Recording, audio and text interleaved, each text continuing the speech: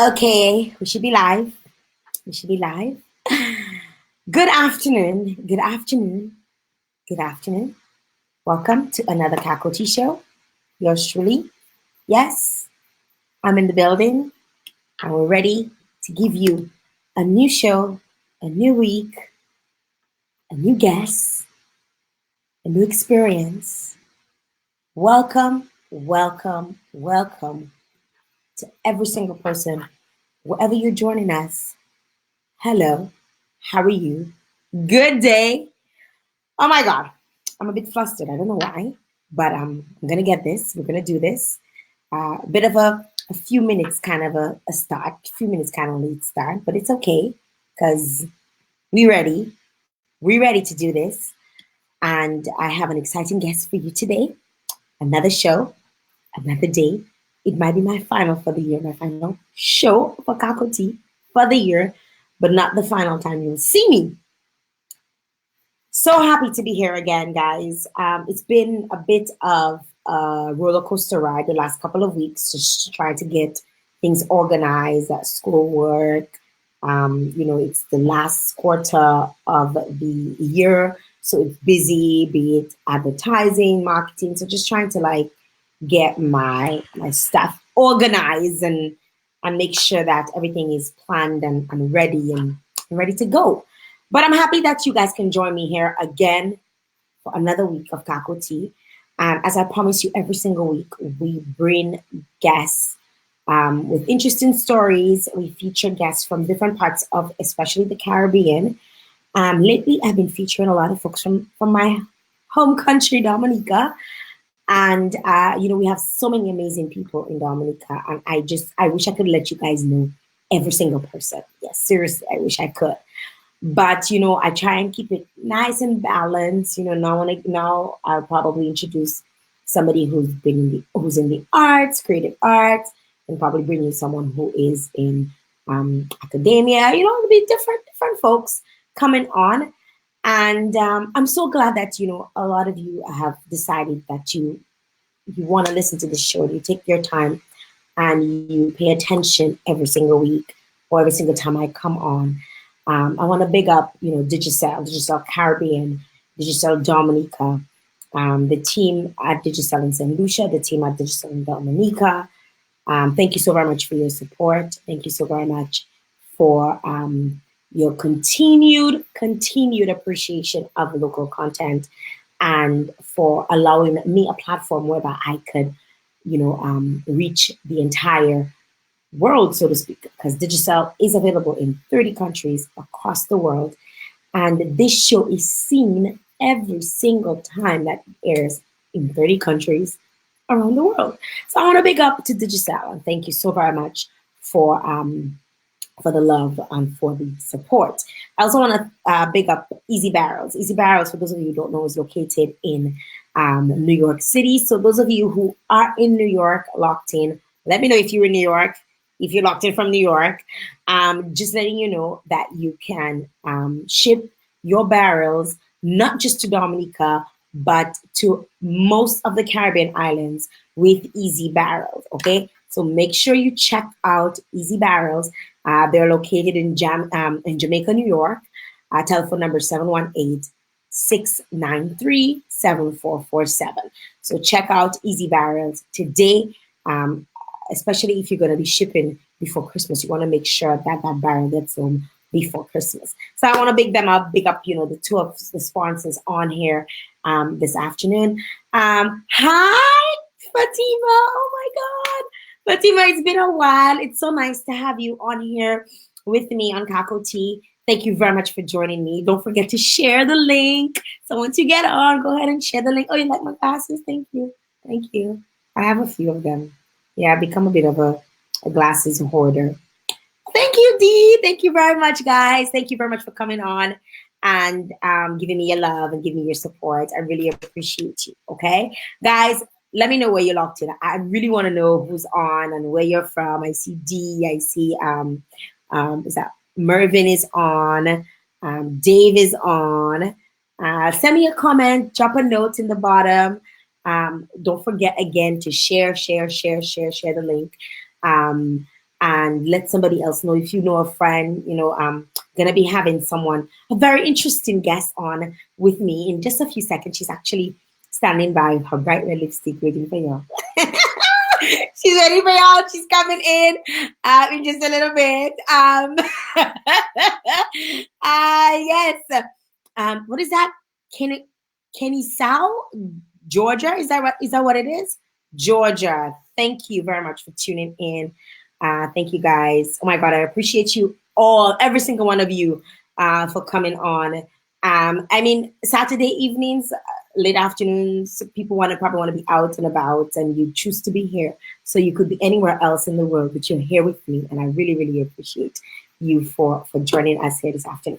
Okay, I'm gonna be introducing my guests in just a few seconds, but I always like to give a little background as to how I know my guests, how we met, if we've met, if it's just like a random person that's on my podcast, I like to give a little background. And I met Sophia, like we Dominicans would probably say, quite a few years ago. Like it must have been in the early 2000s when I met her. At the time, she was married to someone that I knew, and she was always this quiet, reserved person. I didn't really get to talk to her really much or even connect with her because at that time I was young, I was flighty, doing my thing, between Dominica and Canada. I actually met her in Canada, and I remember a couple of times connecting, with her and her family, during Caravana. That was probably most of the time when I would actually see her or run into her. And then years later, you leave. I left. I went back to Dominica. When my mom got sick, my mom passed away, and whatever. And I am at the Glam at the time in Portsmouth, and she walks in, and I'm like, "What are you doing here?" Like, "What are you doing?" She's like, "I'm getting married." I was like, "Oh, you're getting married?" And she's like, "No, rewind. I'm gonna rewind that. That I have that information. I put the cart before the horse. She came down to Dominic. I think she was doing a program with, I can't remember exactly what organization, but she was on radio on Q95. And at the time, I worked with Q95. That just dawned on me. And she was on talking about her study and what she's been doing and trying to, I can't remember exactly the details. I'm gonna ask her about that because it just actually like popped into my head. When you have like a revelation, you're like, oh shit, I remember that moment. Yes, I'm gonna actually ask her about that, what she was doing in Dominic at that time. But she came on radio, and I remember, saying hi to her and whatever. And then years later, she walks in to Glam and she's getting married. And I remember we had like a really, really nice conversation. And it's so good to reconnect with people. And a lot of times you have a misconception about who somebody is just because you're on the outside looking in and you don't really get an opportunity to get to know who that person is. And as much as I don't feel like I've known her well enough or I know her well enough, but that moment when I met her, or when we connected again at the Glam, we spoke for a little while, and she kind of like fast tracked her life, what had gone on, the past 7 years or so, and it just, like I think, and I don't know, I could be wrong. I feel we had a different appreciation for each other in that moment, and then she visited home, and then she joined my carnival band. She and her lovely sisters, who, like, oh my God, like when I tell you, like, if you want to party, she played Pato Reserve. Anywho, my guest is here, and she's in the lobby and she's dying right now. She's laughing so hard. I'm gonna get her to compose herself before I bring her on. But she has been I mean, as long as I've known her, she has been in research, specifically research as it relates to biomedical research and women's cancer. And it is my absolute honor. And I hope, ladies, if you're on today, not just ladies, men, if you're on as well today, and you probably want to, you've been irking to ask a question where it relates to, be it cancer, ovarian cancer. We're going to be talking today, and we'll talk for a little bit about her life, but I really want to get into her research a little bit on what she's been doing. She now lives in Miami, and I just want to welcome the talented, the beautiful, the educated man. She got brains. I just want to welcome Sophia George to the show. Hello. Hi. What an introduction. Okay, let's just make sure. Let me make sure that I can get you on this. I am not seeing you here, so let's just do this again. Let's just do this again.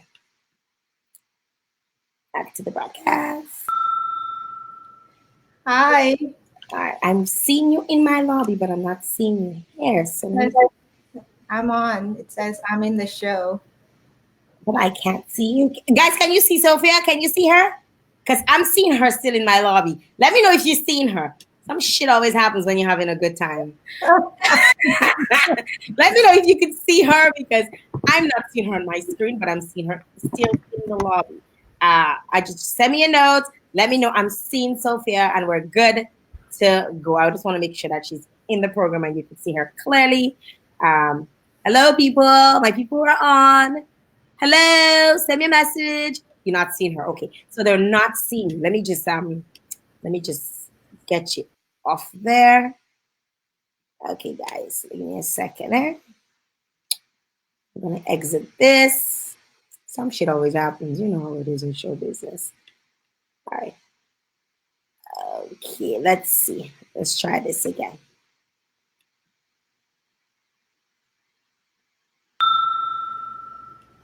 Yeah. No. Okay, guys, we're gonna get this working. We're gonna get this organized because we gotta get her on. Just give me 2 seconds, all right?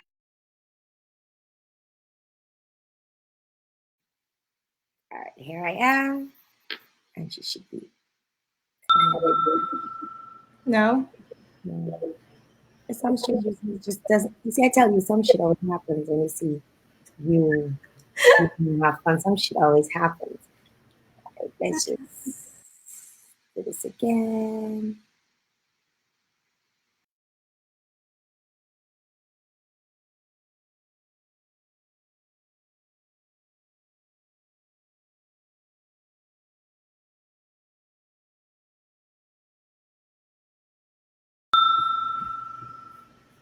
Let's see this. Hi. All right, let's see. I don't know.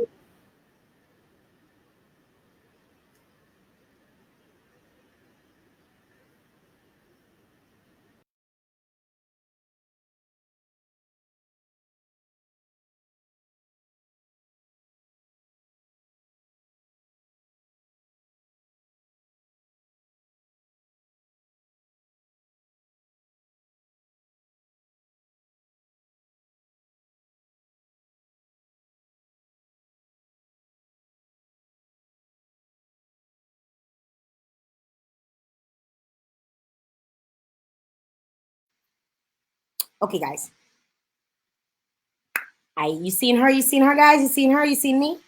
You seen me? Let me know, guys. It knocks her, and it doesn't want me on with her. It can knock us on that. Here we go. Here we go. Here, you see me now? I see you. Okay. Stupidness. Nonsense. It's okay. We're gonna have a great show just because of that. It's even better. Just because of that. Sophia, it's so good to have you on. Thanks, guys. Thank you so very much, Valerie and Dee, and the rest of you who've been like riding or died with me right about now, and making sure that we connected and we get Sophie on. Yes. We're ready to go. Yeah, the people screaming your name. Yes, let's just big them up because they were waiting patiently. So Dee's here. So Dee Davis is here saying hi. Saying Hi. hi. Yes, yes. And Valerie is here. Hi, Valerie. Thank you guys. And we have okay, that person's name is backwards. Is that has is that Joseph? Sarah Joseph? I don't know, something. Rasa. So you know people always do that on Facebook. So cool that they do that. Right? Okay. So good. Welcome. Welcome, Sophie. Oh my goodness. That introduction though. Why were you laughing when I was introducing you? Ooh, you were calling me out and then my sisters and the partying. Y'all know how to have a good time. Listen, y'all remind me of my sisters, okay? Because it's like a crew, and yeah, y'all just know how to have a good time, and you definitely had a good time in Dominica Always. in 2019, right? I'll see you next year. Same time, same place. No, I'm just playing with you. Oh my God, it's good to have you here. Thank you so very much for taking time. I know you are such a busy person, and I really appreciate you taking time out of your schedule to join us here on Cacoa. So Thank thank you you for very much. inviting me. Thank you for inviting me. Oh my God. So you have your mug now? Yeah, I have my mug. Yes. What you drinking? You can have mug because I know you're not. I know it's not Cacoa tea. I have some wine. She's like, I'm not even gonna lie. I'm gonna keep it 100. I don't know why you feel like you need to have wine right now. We're gonna clean up all the dirt. No, no. Thank you so very much for being here with me. Really appreciate you coming out. I always start off the show of course introducing how I know my guests and getting my guests to introduce themselves to the rest of the listeners, the viewers who are on. I think it's always important that people identify the people on the show based on how the people on the show like to be identified, right? And I always start off my show asking, who are you? Yeah. So I am a mom. So my name is Sophia. Obviously, everybody knows that. But I'm a mom.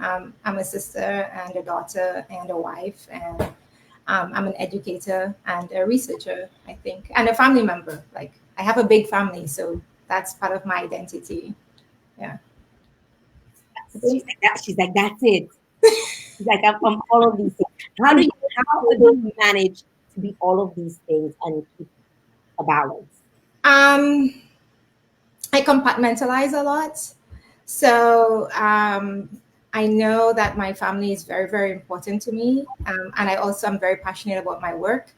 And so, in order for me to um, try to do a good job at either, I have to, when I'm home, especially dinner time, breakfast time, it's all about whomever I'm speaking to and whatever I'm doing.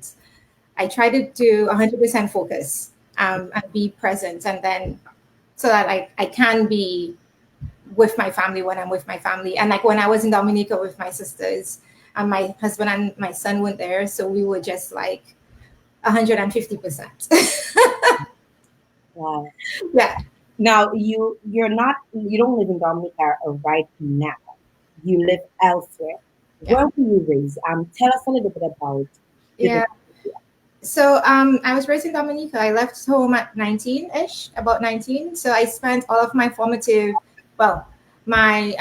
years in Dominica. I'm from Goodwill and Wall House. I went to Convent Prep, then Convent High School, and then I went to Clifton Divinity Community College. I taught Convent High School for a year, and then I went to school in Canada. So I my teenage years and my grade school years were all at home. A great and wonderful experience. So blessed and fortunate to have had that experience and to be around a great group of friends and in particular my family because I have a large family. So why do you think it's so important, or why do you appreciate being raised so right now a lot of the things that I learned at home informs my life currently. The way that I raise my son, the way that I interact with my spouse, and also my peers. So our culture, our very rich culture, which everybody who knows me, who is not from Dominica, knows that I'm from Dominica, and I get to be able to explain to them the richness of our culture, our values, our educational structure.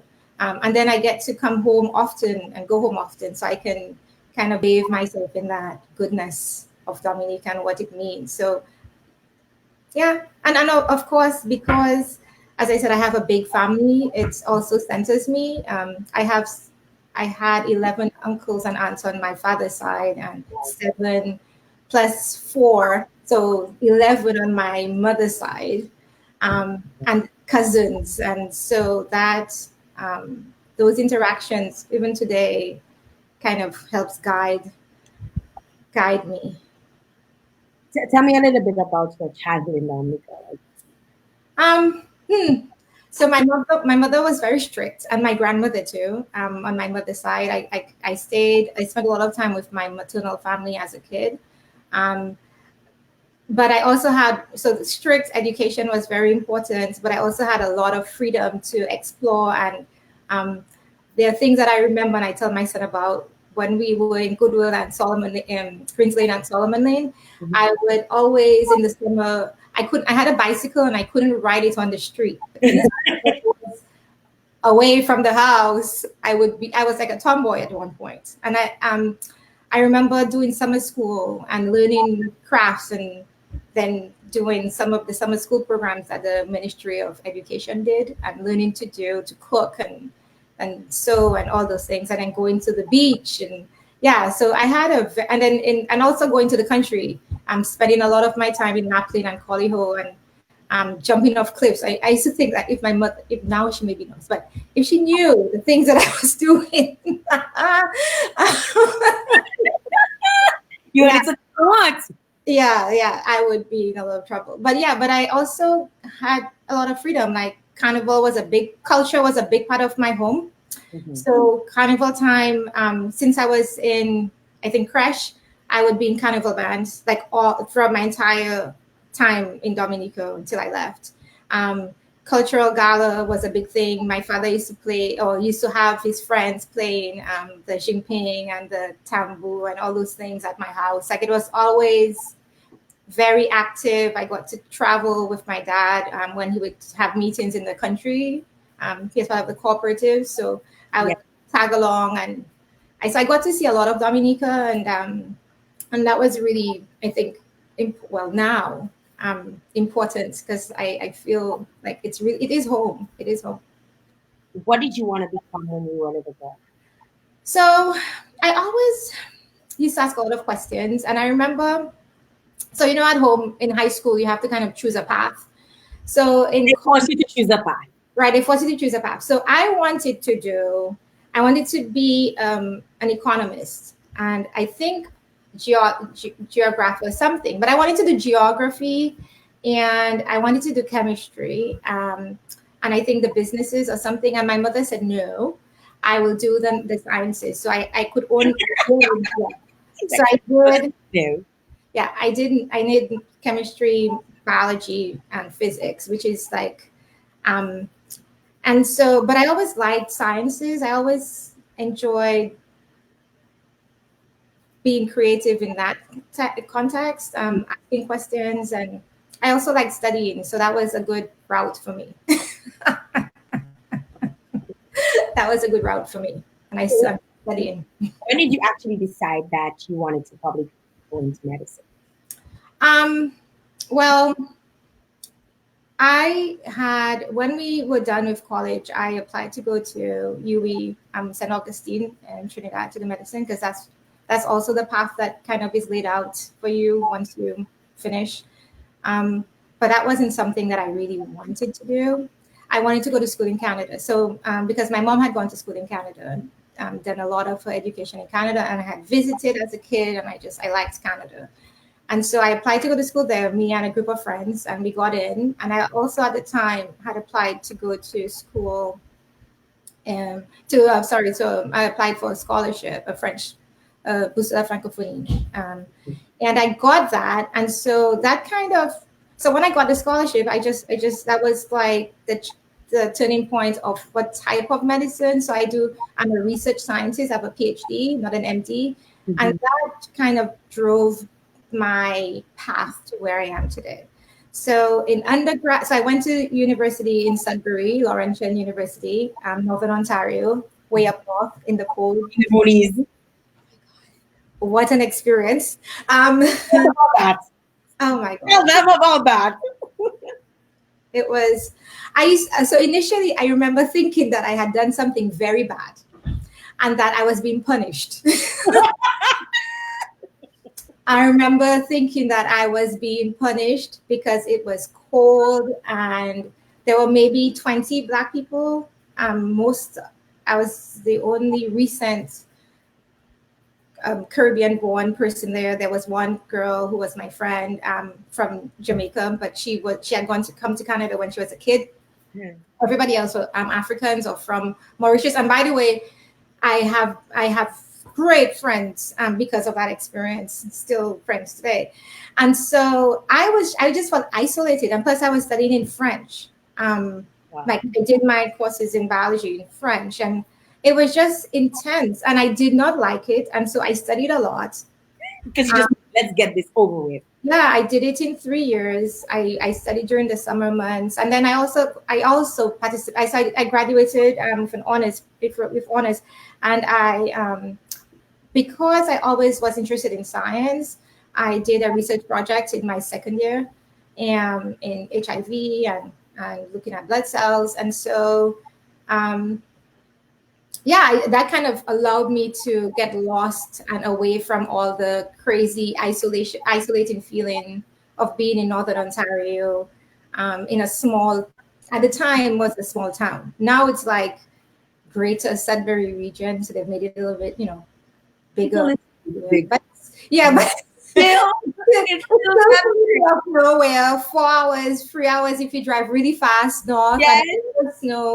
snow in April and minus 40 degrees Celsius weather.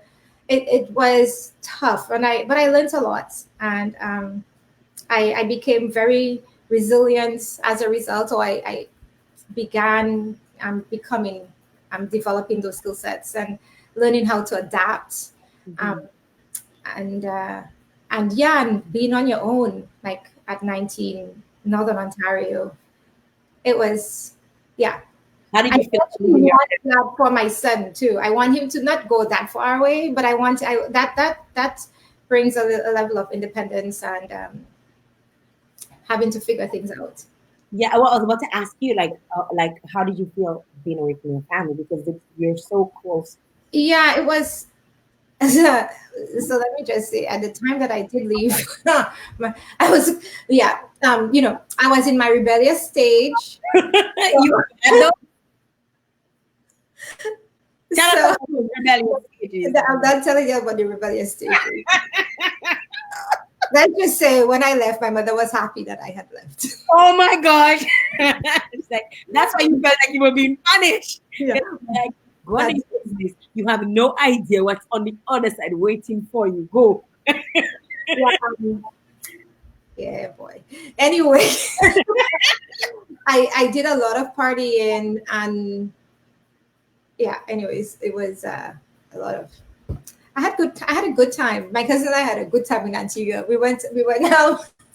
I almost spent my gap year in Antigua, and then but there were other things that happened, and I went back home. But we had a good time. I'll let y'all know. We had a good time. Okay, so you graduate. So you graduate in 3 years. Then what happens next? Yeah, so because I did so actually when I was in my third year, my profs everybody all assumed that I was going to go to medical school, and I was like, no, I want to go do like research.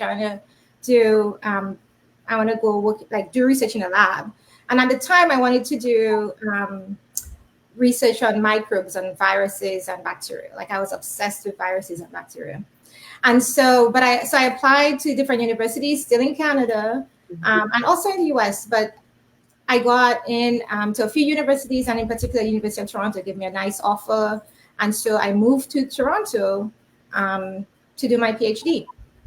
And I did not do my PhD in viruses and microbiology. I did my PhD in actually molecular genetics, studying embryonic stem cells and making mouse mice models to study genes. And I did that for a long, long time. Um, and then when I was done with that, I was like, I am done with research. I just want to like get a regular job because it was long and hard and also lots of experience. And then I had a baby at that point. So I had my son. Wait. I'm jumping things. You're moving. You're moving at a high speed. Okay, so you're at UFT. Yes. How many years did you Oh spend? my God. I have to like actually down to the 6 years, 8 months. Long time. Wow. My God. Yes, it was long and it was I was very productive. I made a lot of mouse models and people still use them today and the technology, which is great for them. But I always say like if I was in Europe, I would have had 2 PhDs by then.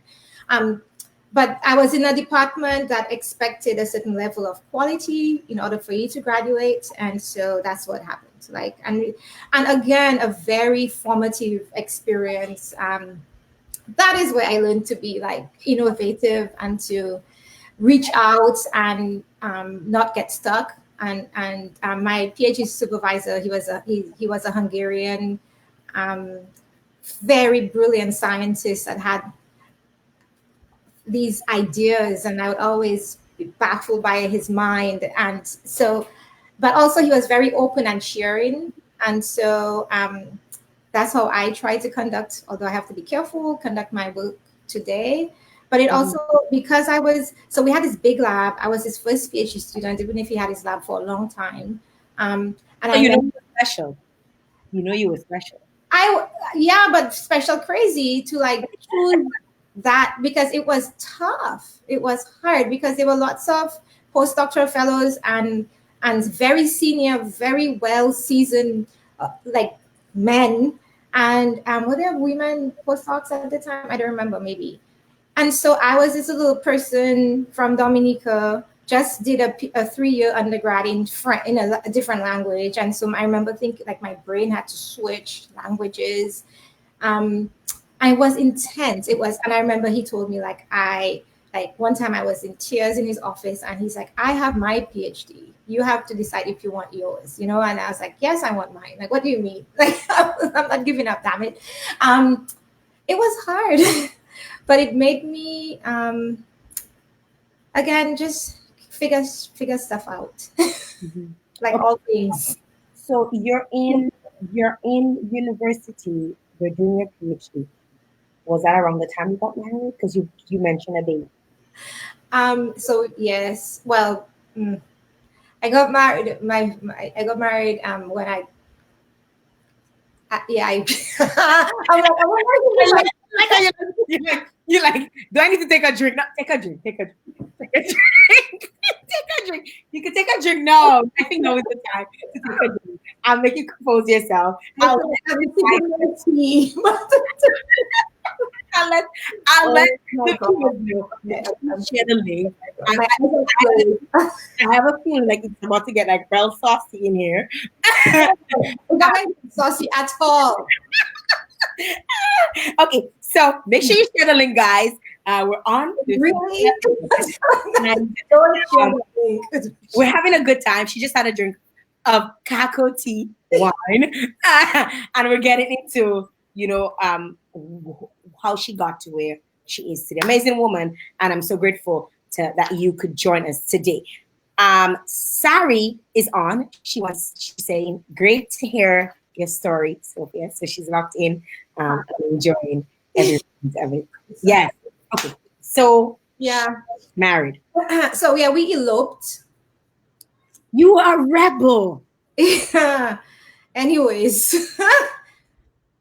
Okay, and then I had to, like I don't have to go through the process of the whole No, story. you don't have to go through the process. Right. So we eloped.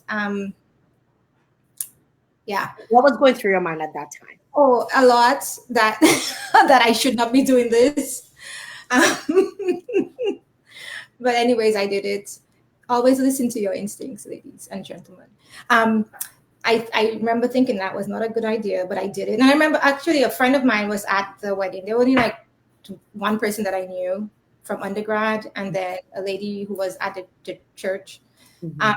and I remember afterwards saying to him, like, why didn't you stop me? And he's like, how am I supposed to know you're supposed to? Like, yeah, I don't know. Anyway, Okay, so you elope, and yeah.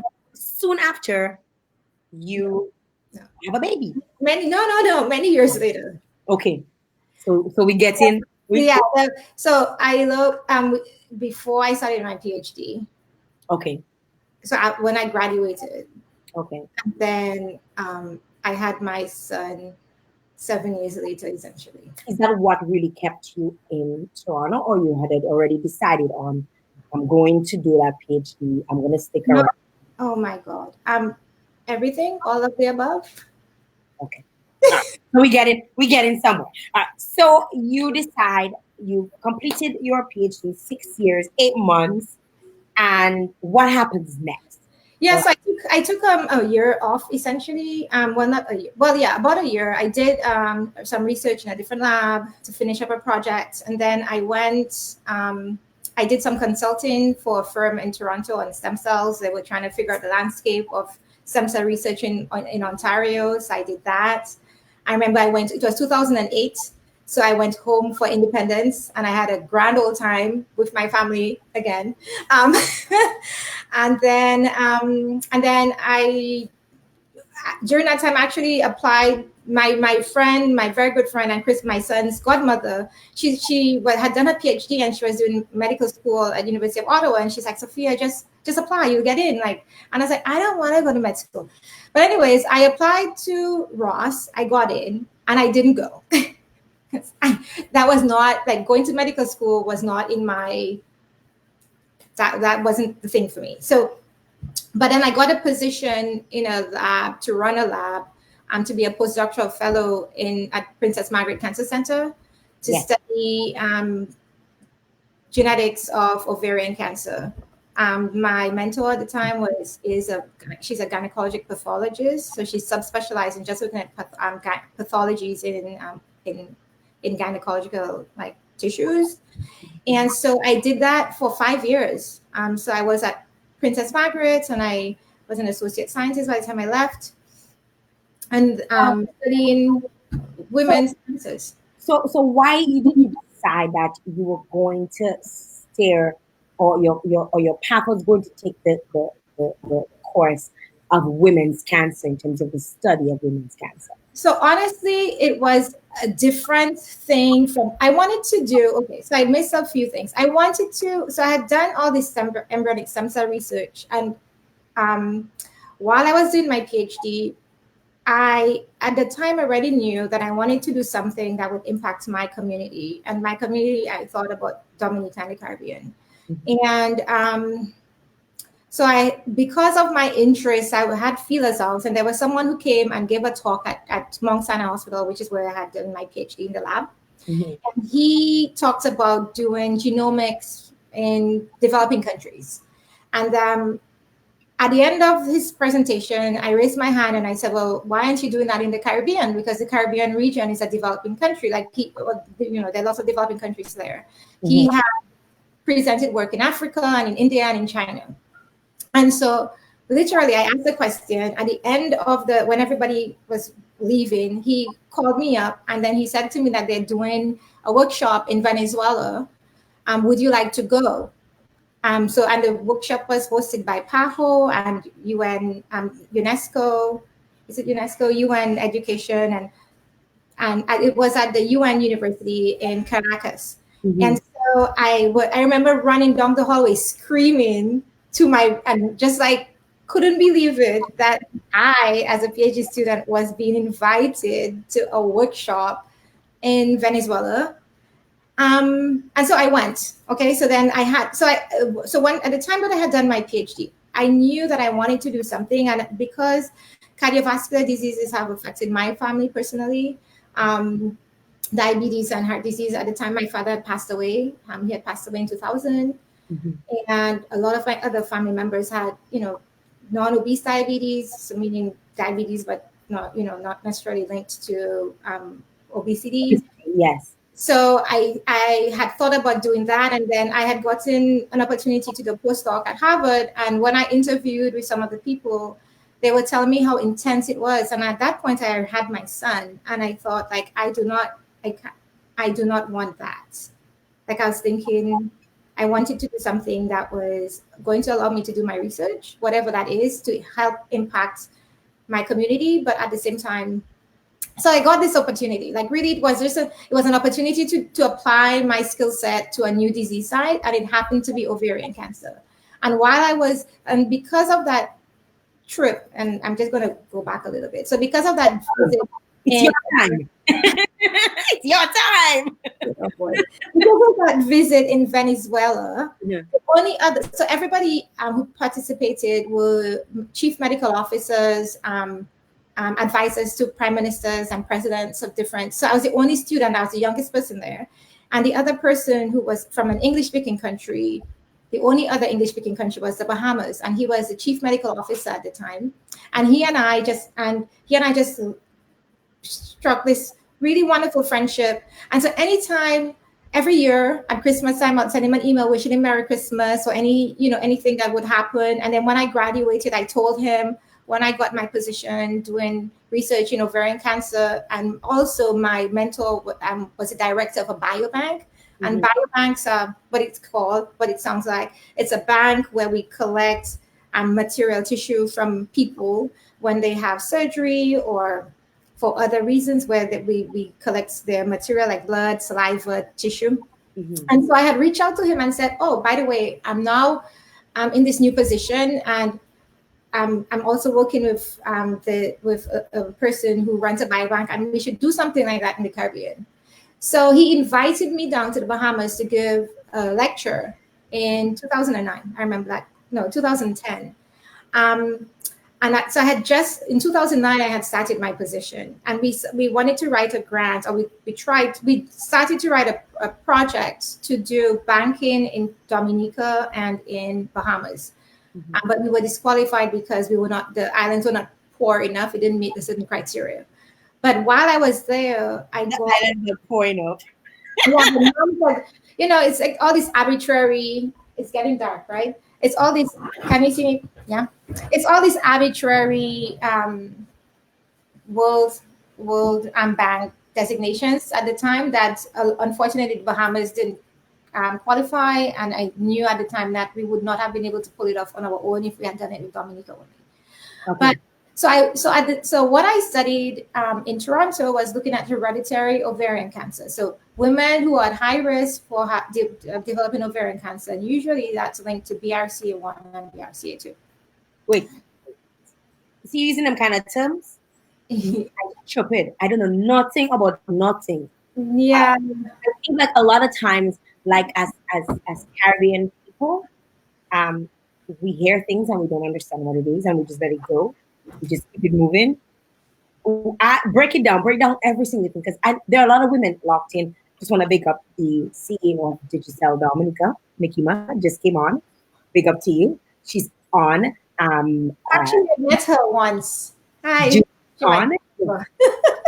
might just remember. Nikima remembers everything. Trust me. But a lot of times, I'm saying because I asking for myself.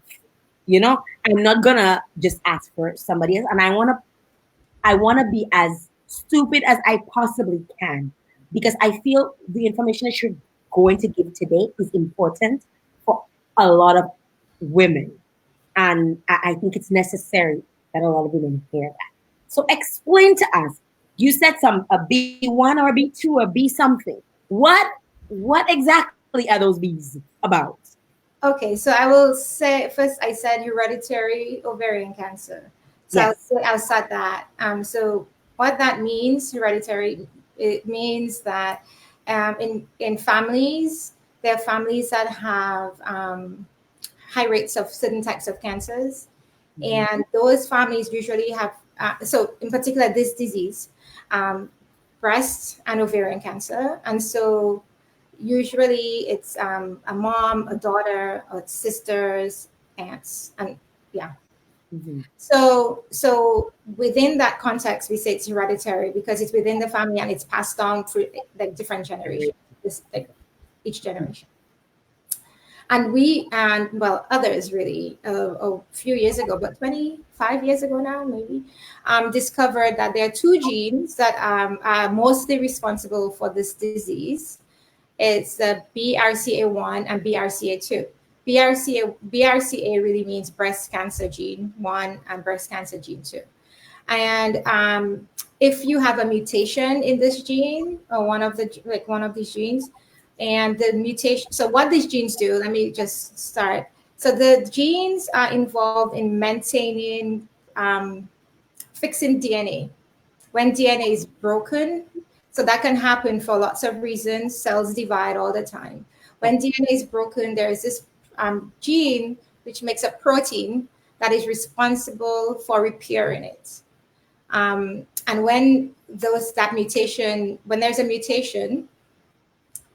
the gene, the protein cannot fix the broken DNA well.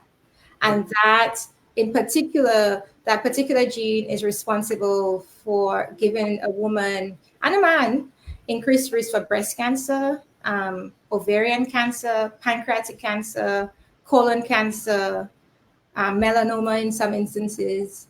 What else am I missing? Yeah, yeah, Wow. and maybe prostate cancer. Okay. Okay. Yeah. All right. Because you always hear people get, oh, they have ovarian cancer, or she have my mom died from pancreatic cancer.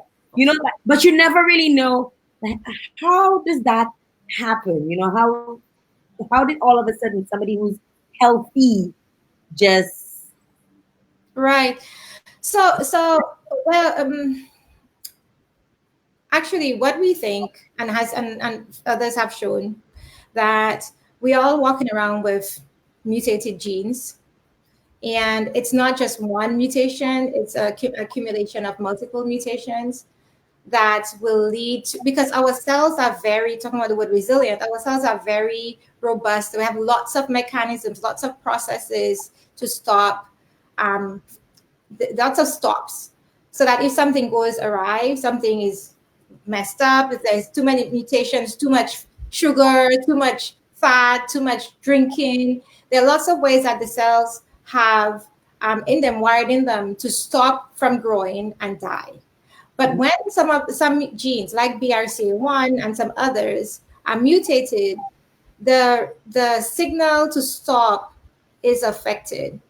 And then when, because in our normal living, we are exposed to many carcinogens. The carcinogens are mo- molecules or exposures that can cause cancer. So like UV radiation, flying, smoking, drinking, Mhm. um, fat because it produces a lot of inflammation. Mhm. So when a cell has a mutation and then it keeps being exposed to other things like that, over time can lead to cancer because the stop signal gets overridden. And so the cells don't stop and they keep growing. And unfortunately, diseases like pancreatic cancer and ovarian cancer, they're deadly, they're silent, they're called silent killers. It's because it's only when the tumor has reached a large size and starts affecting other organs that we start feeling the pain. And at that point, it's advanced stage, and it's hard to cure. But So we like wait. so before we even get into anything else, Yeah.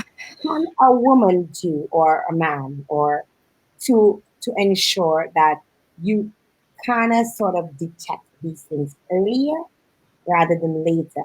Because so many people like it seems to be like a recurring thing, especially in the Caribbean, that Mhm. you hear about somebody somebody gets cancer and 6 months later, boom, they're dead. It's Right. like where is the grace period? Like help us with a grace period. So a few things. So first of all, we say to women and to families, be aware of your family history. Um, if you have a family, in particular breast and ovarian cancer, if you have a strong family history, you should consult your clinician. There are genetic tests available that are affordable now, that you can learn of your known increased risk. So not we don't know everything. Mhm. At the age of 40, for women, you should be doing your mammogram. I am aware that not everybody has access to a mammogram, especially if we're talking about in the context of developing countries.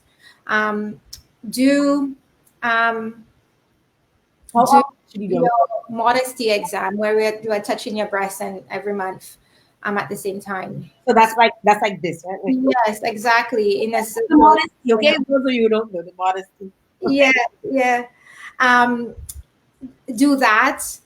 And be aware, like if you feel something, say something. Don't just drink tea. We can drink tea now, but really, if you feel something, if you feel unwell, I know we have a tendency to go take a sea bath, which is fine and can help, distress, but it won't necessarily stop the pain. Yeah. um, so go consult a doctor. And so one of the reasons that we know we have a high mortality rate in the Caribbean due to lots of cancers, it's not necessarily that we don't have the grace period, but because a lot of people are being diagnosed at advanced stages, and the access to set Yeah. up their care might be limited. And Mhm. so for us in our region, it's to prevent and or diagnose early. So of course I'm talking about breast and ovarian cancer, but for cervical cancer screening, it's the pap test. And women should do that, especially if they're sexually active, to know what their status is in terms of the HPV, which is a virus that we know causes cervical cancer. For men, How often should women do the pap smear? Because I've heard in the past, and mhm, I'm kind of speaking because I'm Canadian and I would yeah, know how it yeah, works in Canada, yeah. right? Some of I remember in the past you would have one every year, but now I know the health system has changed, Right. whereby it's like every 3 years or something Right. like. Exactly. It's every 3 years now. That's the especially if you are not HPV positive. So if you're HPV negative, it's every 3 years. If there's any if when you do your pap, they find you're HPV positive and it's HPV that is high risk, meaning that it's known to be associated with developing cancer, or that they see some irregularities on your pap smear, you will have to come in sooner than 3 years. Okay, One of the things for those who have access, they should get the HPV vaccine. yes. Right Okay. now, I was about to ask you about mhm, that. the age has been raised. It was 25 before, and now it's 40 or 42, I think. Anyways, it's higher now. So it has opened up the window for all of us to get access to that prevention. Now, going back to ovarian cancer, because Yeah. I think you mentioned cervical, you mentioned breast, the ovarian aspect of it. How do you detect, or how would you know? Like, is it a feeling? Is it? So it's lower back pain, feeling like so. Okay, so let me a little bit of information. So for ovarian cancer, it's about 1 in 70 women will develop ovarian cancer. It's very rare. It's considered a rare disease compared to breast cancer, which is 1 in 7 women in the United States. Okay, this is United States numbers. The average age at presentation is 60 years old, like in that range. Okay, so it's postmenopausal. I want to say 63, but anyway, so that it's postmenopausal. The majority of women who develop it is postmenopausal. If you are BRCA mutation carrier, if you have a mutation in one of those genes, you have a higher risk of developing this cancer. For BRCA1, it's 40 to 60, and for BRCA by the age of 70, and for BRCA2, it's 25 and 27% compared to people who do not. Okay. Okay. So, so let's see. So symptoms. Again, it's lower back pain. Think of when you're having a menstrual cycle, when you had colic, cramps. Is it that? Yeah. Those are the kind of cramps that people describe. It's rapid weight loss. It's apparently if the pain comes cyclically also, like every month around the same time. Um, Swelling of the belly. Hmm.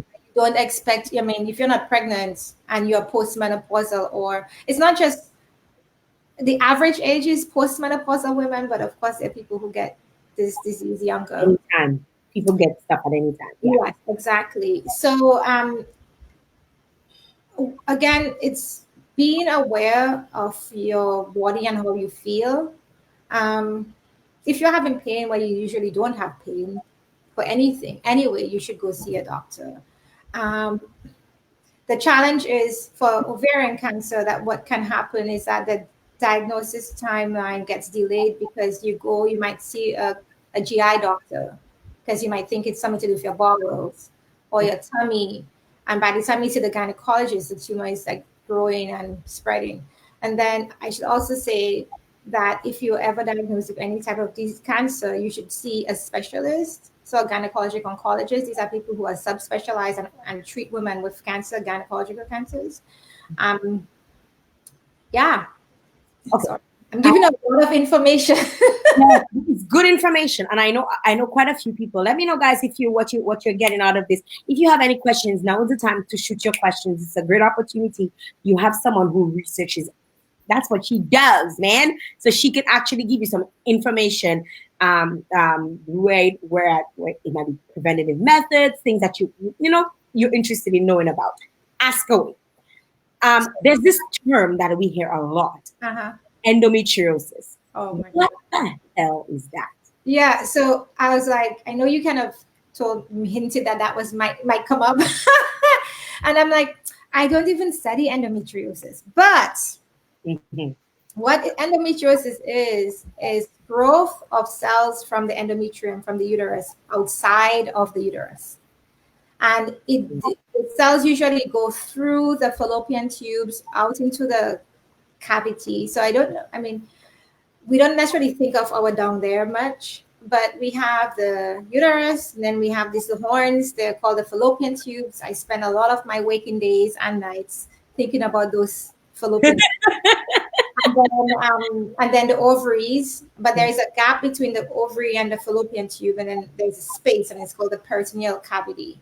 So endometriosis is when cells from the endometrium go up through the fallopian tubes for lots of reasons, and then sit in the peritoneal cavity. It can also sit in the fallopian tube. It can sit in the ovary, and that can cause a lot of pain because, as in particular in premenopausal cycling women, we're supposed to be sloughing off all the dead material through our vaginal cavity, right? That's when we menstruate.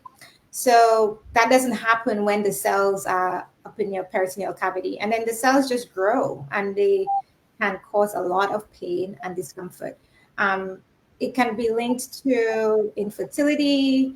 Again, not obesity. Apparently, lean people, low BMI, have high rates of endometriosis. Why is that? I don't know. Like, I mean, there's so sadly there's more we don't know than we do know. I actually did do some, a little bit of background reading, and there's no like they're not right now known links genetically with those factors. Hmm. Okay. Um, yeah. Okay. So that's what this whole Yeah. and So one of the things though that people should be aware of is that although it's rare, endometriosis is linked to some types of ovarian cancer. Like ovarian cancer, there are many kinds, but there's a kind that's also rare. But it's linked to endometriotic cysts. So, like all things, if you have endometriosis, you know it because you're seeing a clinician, and stay abreast, be vigilant, not crazy, but just be vigilant. what are some of the concerns you specifically have as it relates to breast cancer, cervical cancer among ovarian cancer among Caribbean women? What are some of your Right. So a lot of my work, so I study in my lab, I study how having a mutation in BRCA1 or BRCA2 changes the cells of the fallopian tubes, Mhm. um, and how those changes, the subtle changes, promote um, cancer. While I was doing that, this is the Bahamas story. So while I was in the Bahamas giving my talk, I was told that there was work done in the Bahamas looking at the BRCA mutation in Bahamian women. So the BRCA mutation is relatively rare in United, like in general. 5 to 7% of breast cancer patients in the U.S. will have a mutation. But if you're an Ashkenazi Jewish woman, 12% of that population will have the mutation. So there is a lot of that mutation floating around in that community. So, but in the Bahamas, what my colleagues found and then was that about 1 in 5 women, so 20 to 24%, had a mutation. So those people who developed breast cancer and ovarian cancer had 20 to 24% of them would have a mutation. So we know now that that's the highest rate of BRCA mutations in the world. And when I was in the Bahamas, I said, well, who is the person that's doing this work? I got the information, I reached out to them, and I asked them, why aren't you all doing this in other parts of the Caribbean? Because at the time, my cousin had told me about her friend who she was 34, had gotten diagnosed with breast cancer. Mhm. Because up until then, I wasn't thinking about breast cancer. I was only in my ovarian space and, studying the genes. Mhm. And so I got into the study. That's why I was in Dominica. I Mhm. got into this study to study the rate of having a mutation in the Caribbean across 7 countries, and that included Bahamas, Jamaica, Trinidad, Dominica, Cayman Islands, Haiti, and Barbados. And so 10 years later, Wow. we know generally that the rates are high in the Caribbean, that in the Bahamas it's the highest. Barbados also has a high rate. We haven't published this yet. Dominica has a rate of about 7 to 8%, which is within the range of what we've seen in the United States. Um, Trinidad is about 14%, 12 to 14%. Jamaica has low rates, but also highs of a certain type of mutation. Like we looked at 30 genes, not just 2 genes. Um, Haiti has a similar rate to the United States, and the Caymans has a low rate. Okay, so that takes us to now and this wondering women who are black and who have the mutation also seem to be developing breast cancer and ovarian cancer at a younger age than African That's American US born what I was black. about to ask. Yeah, Like that it's men. not, I learning, I absorbed all what you've been saying. So I'm just like, okay, I'm about to ask you, like, based on all that you've just said, Yeah, would that be changing what your study is showing that it's usually yeah. later? Yeah. So it's been so the obvious. So with research, things shift, right? So now we know this data, and then we analyze the data, and we saw that women in the Caribbean still have a younger rate, younger age of breast cancer and ovarian cancer diagnosis than Black women living in the United States. And then I can tell you about the stuff I'm doing in Africa later. Mhm. But so one of the things that we did 2 years ago, and not in Dominica, but in Haiti, was then ask, well, how does immigration? So we have Caribbean-born people living in the Caribbean, and then we have people who immigrate. How does that? Like, how is the change of environment, change of lifestyle affect breast cancer presentations at what age? And then what is happening in the cells and the tissues of these women? And so we're looking at, so before we're doing genetics, looking at like the mutations, and now we're looking at epigenetics, how shifts in where you live, and your lifestyle shifts affects the genes, and maybe will give us an indication of Wow. why some people do poorly, and also even without a mutation. So that's another thing that we found, right? So This even is blowing my mind, because I remember at one point when I moved here to Canada, I was like, boy, I get hair where I never had hair before. It's like, and I'm like, is it something about because yeah, so I mean, just basic throwing. I mean, these things that you say stupidly, like you throw it yeah, out there, yeah, but what you say has, like what you're saying now, is really valid. Like yeah. that happens. Something must happen. I mean, Yeah, things happen. Lots of things happen. So we're studying the short-term effects of immigration. So that includes us, like not our children, but mhm. like us, like when we were home and then we move to the US and Canada. Well, not I'm not studying in Canada, but it's similar environment, similar exposure. How does that affect um, the the way that our cells respond to treatment, the way that our cells um, develop cancer, and also why why there are differences between us and African Americans, people who are born and raised in the United States. So that's where my science is going. Anything that you know of that you could tell us, or Yeah, it's yeah. So we just published this was still in 2019, I guess a few months ago, that we looked at a cohort of immigrants who were in Miami from the Caribbean, about 500 women who were born in the Caribbean and moved to the United States, and then US born women who developed ovarian breast cancer.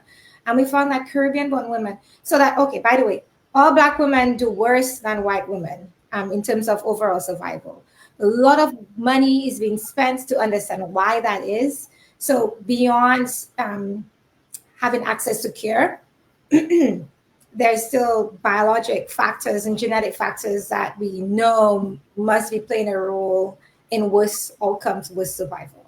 So that's the thing, is we call it health disparities. Why is there that disparities, those disparities?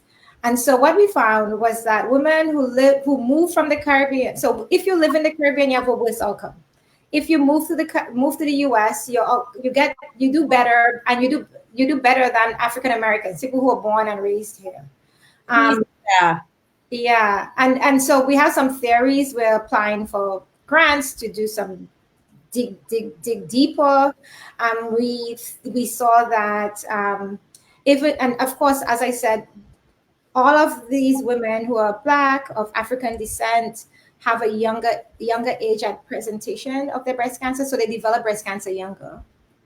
And so that means, and so they develop breast cancer younger. The people living in the Caribbean develop breast cancer younger than the immigrants who moved to the United States. So what we know is that there is a protective, so we become westernized, and we say the Black women begin developing white women's breast cancer, which is a hormone receptor positive, slower growing breast cancer, although still worse than white women, but the type of cancer changes.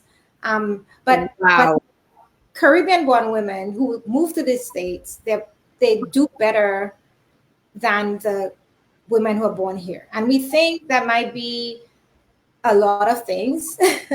One of the things that we're floating around is socialization. Um, that we have maybe a because we came as immigrants, we have maybe a different way of addressing stress. I mean, I use the word resilience like 4 times now. Yes, that's your favorite. Yeah, but Dominican. see, I'm Dominican. That's you see my hat. Okay. That we so and those factors coming to get their medication, mindset, right? So coming, staying, adhering, using, and that's something that my fellows are looking at, and residents. This is completely blowing my mind. I don't even understand, because I had an episode a couple years ago, right? It Mhm. wasn't cancer or anything, but I had to be given antibiotics. And my body was determined that my body will reject all antibiotics. But that wasn't the case before I left Dominica. Yeah, yeah, Migrated. So yeah. my body will refuse all antibiotics Oh, yeah. that you try to pump in. I was hospitalized because they thought that they could have given it to me through This- IV. yeah. My body just does not want anything to do with antibiotics. However, anything that's plant based, my body will take it. Like it accepts it. Like instantly, I will see the change. Right. So Uh-huh. you said all of this is it's explaining so much to me right now. Like I've never gotten it explained that way. I mean, that it was your whole conversation wasn't geared at me Yeah. specifically. It was not a breast cancer situation. It's Hmm. just a general, observation that something is going on in our bodies and how we deal with certain things. Being moving from an environment of I guess resilience, so to speak, and Hmm. moving into we deal with stress differently. Yeah. Deal with so much stuff differently. We have some questions. I want to get the questions of the folks coming on the chat because I feel like it's very important. We have a man here. Jim Nelson is saying very informative. Can Yeah. HPV virus cause cancer development in men? For sure, yes. So penile cancer, cancer of the anus, the penis, throat cancer. Well, throat cancer can be caused like in both men and women. Mhm. But yes, yeah. So the HPV virus Yep. affect both men Yeah. and women.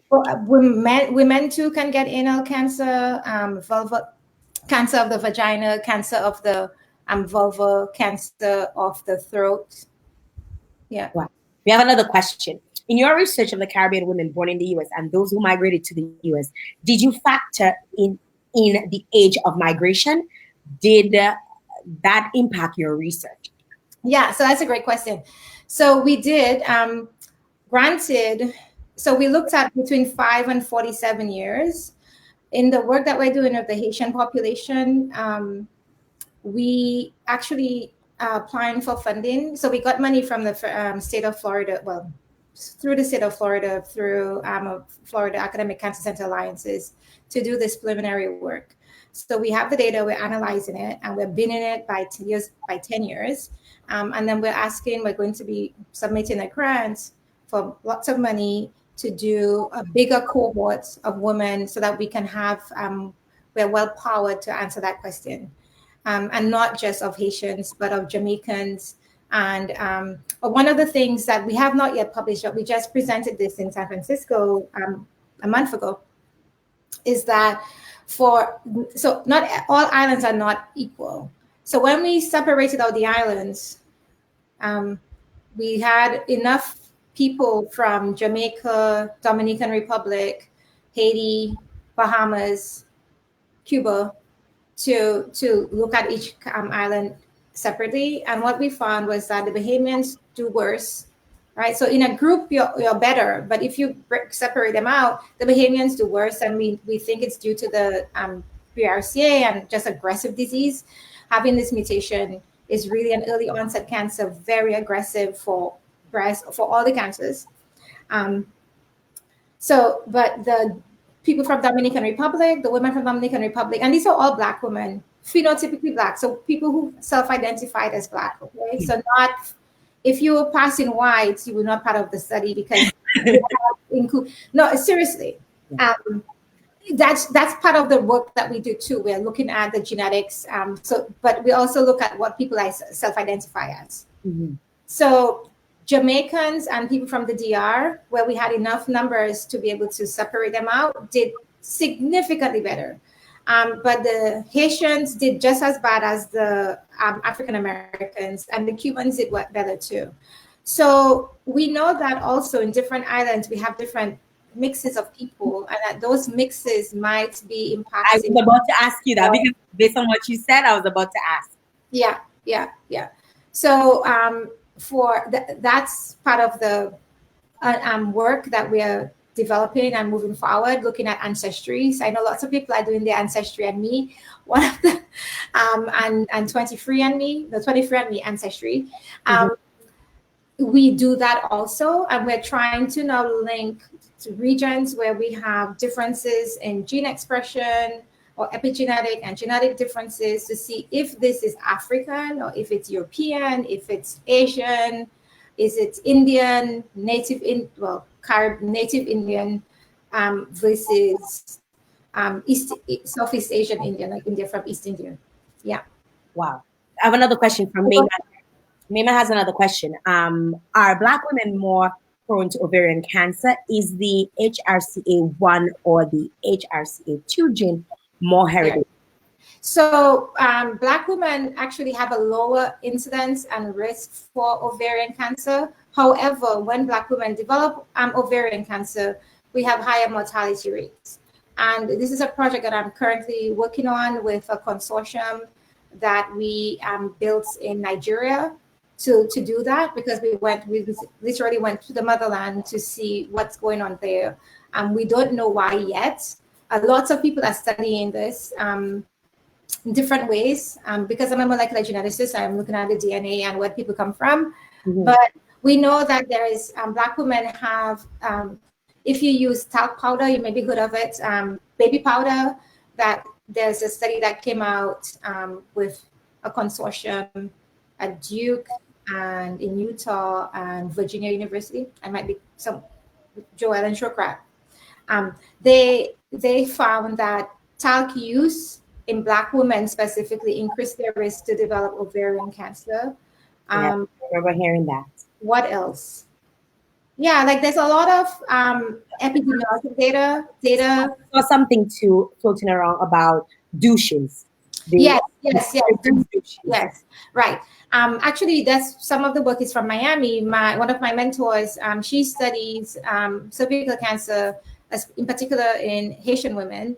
And one of the things they think is that the types of douches that we use, which makes sense, may increase or slough away the protective layer of our cervix when we use it. So when we expose to the HPV virus, that would increase our the infectability, right? So you because the douche has chemicals and stuff that's going to, we want it clean, but not to the point where it's removing your protection away. No, I'm glad you brought that up, because my mom was a nurse and my mom had this thing about vinegar and using vinegar as a douche, like right after your period instead of an actual douche. Like what do you take on that? I don't put anything down there. Just leave it. Soap and water. Not even soap. No, I mean, of course, soap. Soap, for sure. But soap and water, yeah, because you know, just like all things, if you're stripping away, so our body is very complex, and it was created either by divine creation or evolution, but with a lot of protective properties. And when we strip things away, and then you strip things away and then you go have sex, and let's say this person has HPV or some other STD, you're like, just just broke down the barriers. So for me, I obviously, the more you learn, you implement in your life as well. Yeah, so it's what I used to do, and I used to use. We grew up using baby powder, Yes, but even in Dominica, when I go home, I see everybody their chest powder up. I say, but people still do this. Yeah. So I don't powder down your crotch, and you teach your chest and powder just fly up in the air because you. Exactly, it was like a sign of freshness, like it sounds like. Yeah, I want to answer the question about BRCA1 and BRCA2. Yes. Both increase your risk significantly to breast, ovarian, and other cancers. But BRCA1 in particular is known to increase your risk significantly more than BRCA2. But it doesn't mean that if you have BRCA1, if you are BRCA1 mutation carrier, that you should be like, oh, I'm okay. You should definitely be screened for breast, and also there is a way to protect and prevent yourself from developing ovarian cancer. Here we remove the fallopian tubes and the ovaries. In this now the recommendation is at the age of 35 to remove your fallopian tubes and ovaries if you have a mutation in BRCA1, and a little bit later 40-ish if you have a mutation in BRCA2. And it's so that to prevent it. There's no other way. There's no screening for ovarian cancer. It is a deadly disease. It is aggressive. 5-year overall survival rate is about 65%. So it's a nasty disease. And so one of the ways to prevent it is to remove the organs and tissues that it can start from. Wow, that is a lot of information. Oh my God. You mentioned a few projects that you are working with, that you're planning to work on. Anything in the Caribbean coming up soon? I found that a lot of there are a lot of people that would be interested in these studies and knowing what's going on, in terms of, because I hear too many women getting breast cancer and too many women getting, even like cervical cancer, and I'm like, are they hearing? Like, don't they know that they have this stuff they could do? Anything happening in the Caribbean or anything? So, one of the things, I'm part of a consortium, well, two. One, it's called the African Caribbean Cancer Consortium. It is the principal investigator, the person who created this consortium 12 years ago and leads it, is a colleague and mentor and peer at Fox Chase Cancer Center in Philadelphia. She's Jamaican. But I'm one of the leaders for the Women's Cancer Working Group. And we have about 150 members across the United States, the Caribbean, and Africa. So we have members. We just had a meeting in Jamaica in October, our biannual meeting. And when we meet our members who are clinicians, psychologists, behavioral psychologists, statisticians across the islands, we have one member in Dominica who is not currently in Dominica, but what we do is disseminate information.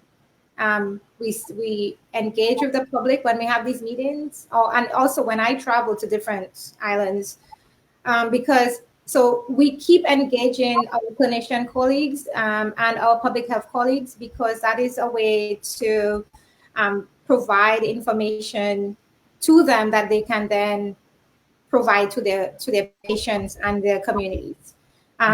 So currently we have the project in Haiti. And we are always working on projects. The limiting factor is money. So we have to apply for grants.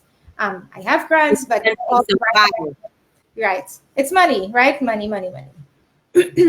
But yeah, so we continuously engage. I'm talking to you, and hopefully people will hear the things that I've said and will go and get more information. And take care of their bodies, Mm-hmm. Take a body check, Right, exactly. Another question, just hit me. Tampons. Oh. What's your take on that? Because personally, I have never been a fan. What's based on your research that you've done? No research on tampons beyond using it to do research, but yeah, because we can so there's the colleagues and collaborators at Hopkins who have used tampons to collect tumor cells, because we're trying to see if that's a way to detect early, right? Because the tumors are like shedding through the uterus. Yeah. But for me, I use it when I need to, but toxic shock syndrome, like all the things that be proper hygiene, like for everything. Yeah. Proper hygiene for everything. Don't leave that thing up there for 8 hours. No, try to change it as often as possible. If you can take sleeping with it, like people, I know. No, I don't see. Like I don't know. Honest to God, I just find that, first of all, I have to the times I've tried to use it, I've had to mentally prepare myself, then position myself, and too much work. Yeah, because you can feel it, like you're walking and you can feel it, and you think, is it going to come out? So there's a lab in Arkansas, mm-hmm. that's one of the projects, I was there in earlier this year, and one of their projects is looking at the different material in the tampon. So they're doing it in mice to see if the mice develop any type of like gynecological tract diseases, Wow. because they are, their material is made of stuff. Mm-hmm. And so they're looking at that, but nothing, I mean, nothing that can come to mind. Nothing conclusive as yet. And nothing that, like, I cannot say that there's, like, if it were, we would all hear about it if they said, do not use tampons. We got a question from Nati here. Are we going to include other Caribbean islands in the screening? 1 and 2. Yes, not St. Lucia though, unfortunately, but we just got a grant to go to the Dominican Republic to do screening there. So I'll be doing that. I'm, having conversations with folks in Grenada. Yeah, but not yet St. Lucia. Oh, somebody did ask about the tampons. Mima did ask. And Jessica's also asking, it's all about menstrual cups now. Yeah, more power to that. That's a bit, that's outside of my expertise, but good. I mean, great. If that's what you want to do, fine. No, I don't get all of these things. Yeah, I'm not there yet. I have a friend who recently introduced me to the cloth pads, which our ancestors used. And I'm like really considering like going that route. like seriously. And cleaning up is so easy. Like it's so much easier than you think it is. I'm seriously considering that because I've found that all of these pads have all of these fragrance in them. Like even when you smell like a clean pad, like you could smell like perfume in it. Yeah. You know, that thing is sitting on your vagina and it's going up. That those gases, whatever it emits, goes up. You know, your cocoa, so to speak. You know, your vagina. I mean, there must be some stuff going on with that. And like I've had friends who've actually gotten like blisters from different pads. And if those things can do simple things like that, I mean, only to say what other things. I'm getting the EG just thinking about it. You know? I mean, like so there's a minimal risk to almost everything, including driving our car and walking down the street. So I am, if my mother were listening, she would laugh and think, because I am like a germaphobe somewhat. I mean, I eat raw fish all day, every day. So somewhat, like I choose what I want to be fussy about. Yeah, like and because we have so many products available, right? Technology has allowed us to have all these products available to use fragrance sanitary napkins or not. I don't. I'm old fashioned. And using all these other things might not work for me when I'm traveling, and it's just no. Guys, oh my God, Sophia, it was absolutely wonderful, having you here. I feel we should do this like again. I know you're so super busy, but with your research, whenever you have new things come up, new things that you've published, I would really want to. I'm giving you like an open invitation.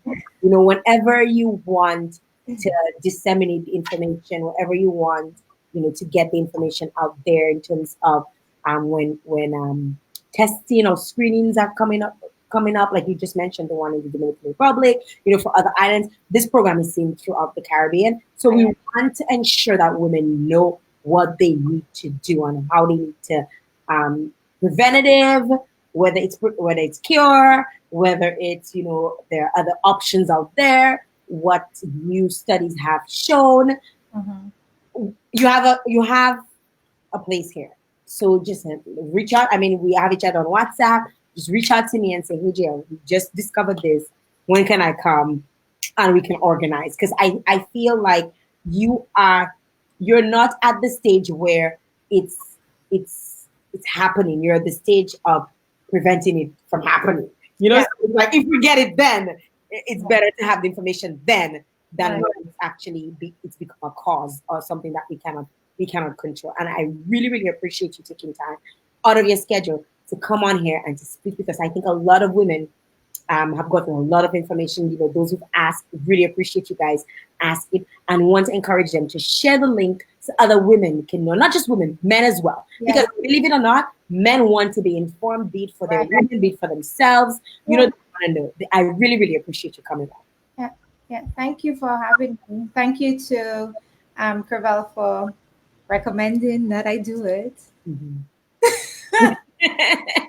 Sari says, very informative. She hope eventually we can do a study in Dominica. Oh no, we did a study in Dominica. That was in 2009, Oh, 10. in 2013. So we did. We went home twice. We had a workshop. We did it was hosted by Ross University and the Ministry of Health. At the time, it was Dr. Christmas who was our liaison. We worked with him, um, and we had a 2-day workshop where we invited. It was 2012, 2013. So it was a long time ago. Mm-hmm. But we did testing on 70 so people, Mm-hmm. and we returned their results.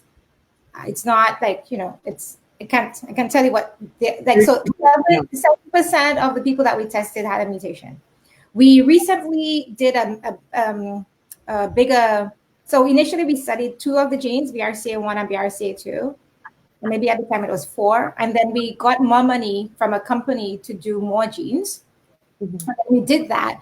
We found that we got results, and we worked with the Cancer Society, Miss Alexander, to disseminate, to give the results. My students at the time went to Dominica. She's Dominican, Mm-hmm. and she went to Dominica and brought the results down to re-inform those who were negative, who were tested positive for other genes that we did not have access to at the time.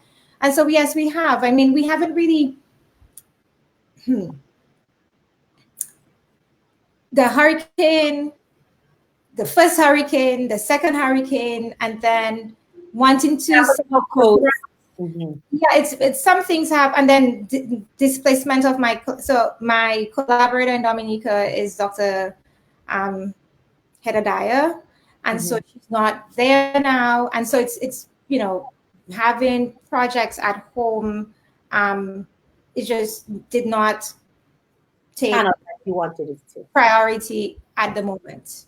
Yeah. But hopefully we will. Like, it's not I work very closely with the Bahamians, like they and the Haitians and Jamaicans and Trinidadians and obviously Dominicans. Like, I'm available. It's just there was so many things that happened in the last 4 years, I would say, that it did not, like, going back and doing another study, of course, again, depending on money, but there are other things like HPV vaccination campaign, like that. Dominica has supposedly a high rate of cervical cancer. Other cancers too, but cervical cancer, and it's preventable. It's preventable. So there is HPV vaccine that's available. Trinidad had a campaign. Bahamas has a campaign. Jamaica has a campaign. So yeah, there are things, and if not me, but my peers and colleagues across the island who can collaborate with other clinicians at home. That's actually one of the things that I do, like, along with my research, is infrastructure building and helping folks collaborate and bring services and establish programs. Yeah. So Thanks for the work that you're doing. Not just as a woman, but a Dominican woman. You know, thank you very much for continuing to do research that will help not just women all over the world, but Caribbean women, because that is pretty much our roots. That's where we're planted. And yeah. that's where we our seeds spring out. And I really appreciate that you continue to collaborate and you continue to work with people to get the information out there, to let people know what's going on. And we want to encourage women, to go get checked, do your little test, make sure your breasts okay. I do it too. My husband is like, anyway, sorry. Tell me. Okay, he's gone. You need a little check, and you make sure that you do your pap smears, and if they find stuff, make sure you get on the ball and you get it going. Thanks for the work that you're doing. I want to encourage folks who are on right now to share the link, let somebody else know. Tag a woman, a female friend of yours. It's always good to get other women to get to me, because sometimes as women we sometimes scared to ask, especially Caribbean women. We have a lot of pride. We get scared to ask. I know people getting sick and not they don't want nobody to know. They don't want to know that I'm sick and what I have. We're such prideful people, and we may not be. Some people are not as open to asking questions about Mhm. that because they think maybe targeted at them. Mhm. But we hope that we were able to give out enough information. And as I told you, Sophia, you have a place here whenever you need to get the information out there, or if it's just to tell people, hey, we're coming to Dominica, we're coming to St. Lucia, and we're going to be there on that date and whatever. Because the more people you can have participate in your studies, the more conclusive and the more information you can definitely present. Yeah. So that is always key, and I really, really, really want to appreciate you and say thanks to your husband for because it's his We're having a party outside, actually. We're not- time. So they're having a barbecue and they leave you out. yeah, exactly. It's Folks okay. are saying they're very proud of your work. They're happy to see you sparkle. That's Natty saying Yes, that yes. when you speak of your research. And thank you very much, Sophia. It was a pleasure having you on here with me. I hope that you can be back sometime soon in the not too distant future. All the best with your research. Thanks again to Curvel, and all the other women who, because I remember we spoke about you being on the show, and then Curvel kind of just like Yeah. put the I idea. know she was like, do it. You see, and a lot of times people, I want you to tell people that, because a lot of people think or they feel somewhat intimidated by coming on here. They think in their minds, like watching us, that, oh my God, I'm going to be scared, or I'm going to be nervous, or I'm not a public speaker, or this and that. And they have so much information that they can actually give. And I just want to encourage more people, if you want to come on, like you have, you know, really substantial information and information that can change lives and inspire others, reach out. Let me know. Let me know you want to be a guest. Because I'm pretty open to having people on. I've never said no to anybody. Like anybody that's reached out. I may have not had a time to Mhm. schedule them based on their schedule, but very rarely. And we had a schedule before, and we had to reschedule. So I think everything happens for a reason. You're gonna be probably my last interview for the year. You know, This was a wonderful experience. Of course, this morning I was like, when we're doing our sound check, I was a bit nervous, even though I do this often enough. But it was a great experience. And it's definitely everybody has something to say. Everybody has something to say, and you're a great hostess. So thank thank you. Thanks, Sophia, and thanks for coming on. And thanks again to your family and everyone. Big up to your husband one time. I you, forgot. my son. Yeah, Yeah, dad, yes, and all yes, my family members, the whole yes, everything, the Harris and the Georges. Harris yes. and the Georges. Thanks again for coming on. Thanks to all those of you who tuned in, who shared, who liked, who followed, who will continue to take in the program, who will probably go and rewatch. Thanks guys for coming on. Lisa, big up yourself. Lisa says very happy to see our young Caribbean women embracing each other and teaching each other empowerment. Yes, big up to you, Lisa. Lisa is like the queen of Lisa, right? The Dominican lady. The Which she's the Lisa? she's the Lisa White. Lisa Oh, of course I know Lisa. Hi. North America, the North American Dominican, Yeah, right? Lisa, their family and our family are very close. Yes. So, Yeah. so Lisa just shouting us out there, saying big up. But thanks, guys, for continuing to share and continuing to engage on Cacoa Tea. I hope that I can be there long enough or for much longer, to continue to give information. I feel like it's a platform where I can continue to inspire women and continue to empower women and continue to disseminate information. And I hope that I can do it for as long as I can, right? I've been discouraged, believe it or not. Or I think I shouldn't say I've been discouraged. They've tried to discourage me, but it's very hard to discourage me because I actually feed off of negativity more than positivity.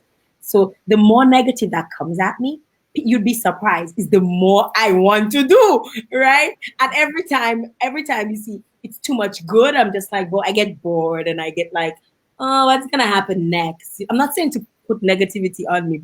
I'm just saying, like, I really want to do a lot for Caribbean women, for Dominican women, and I'm so grateful that you and all the other women who've come on, and men as well, who've come on and shared with us. Um, and yeah, I just want to encourage you guys. You could follow me on Jael Joseph. You could also follow Sophia on all her social media handles that are located at the top and at the bottom. And if you have any questions for her, I'm sure if you send her a message through Facebook, once she has an opportunity, she'll probably shoot you back a response. She's on Instagram, she's on Facebook, and I know her research will continue. And I really appreciate all of you. This show should be on my YouTube in about a week or so, if not later. School has me show. Um, but I'll promise to get everything up there before the year ends. And then we'll be starting back fresh with more Kakoti 2020. Oh my God, 2020 is like right around the corner. We're like, the year is done. Thanks, guys. Thank you very much, Sophia. Mwah, mwah, mwah. Kisses to you. Thanks for being a gracious guest. Until next time, thanks again for tuning in to Kakoti. Bye bye. Bye.